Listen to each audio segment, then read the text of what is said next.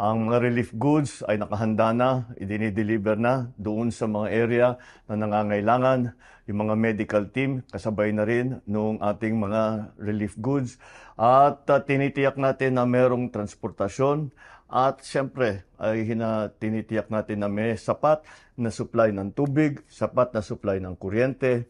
At lahat ito ay para sa pangangailangan ng mga naging biktima nitong pagbaha at malakas na ulan. Pakiusap ko lang po sa inyo ay pakinggan nyo po ang mga sinasabing advisory ng inyong LGU, ng national government at pakisundan lang po para naman matiyak natin na hindi kayo malagay sa alanganin. Nandito kami lagi upang magbigay ng lahat ng serbisyo na kailangan sa harap ng hamon ng climate change.